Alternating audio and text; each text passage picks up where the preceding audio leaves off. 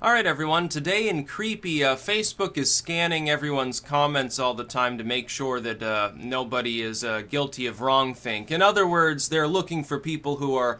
they're totally limiting it to this, by the way.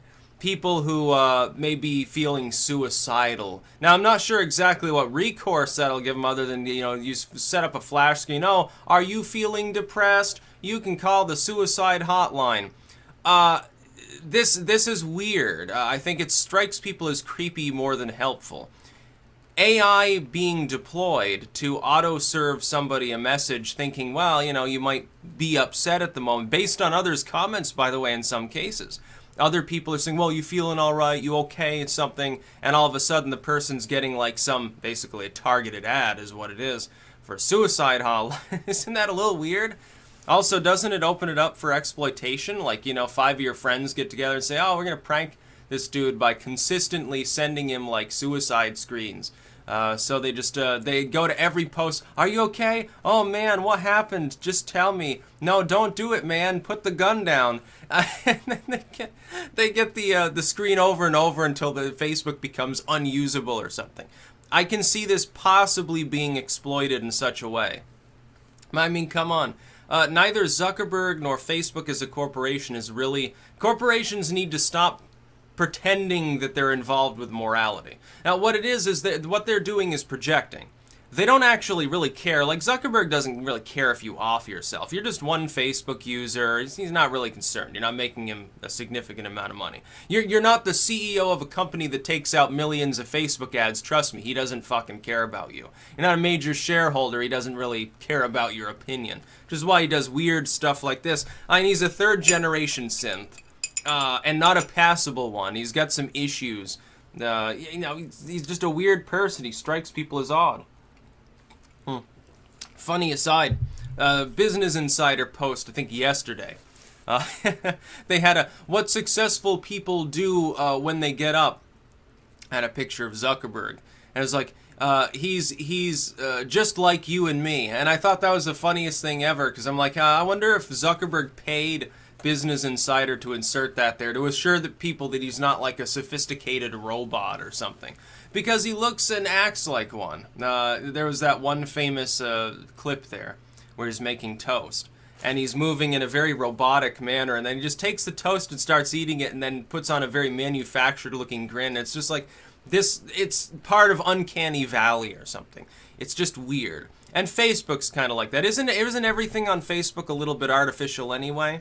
Like, to tell the truth, it's all people who are attention whoring, and so, like, it's like, oh, I'm going to take 10 selfies today, I'm going to take 20 selfies, and that's all they do.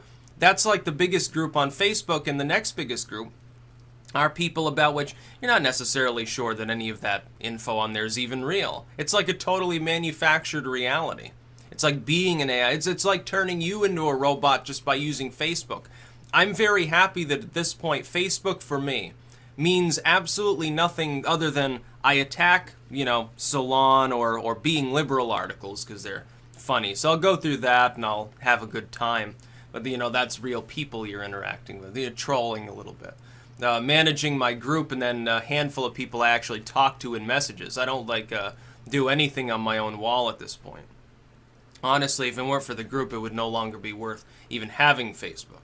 And I've consistently thought about shutting it down, except that there are always a few stubborn people in your life that refuse to use anything else to message, and it just becomes a huge problem. And it's like Twitter is so much better and easier, really, for messaging purposes. Minds is better.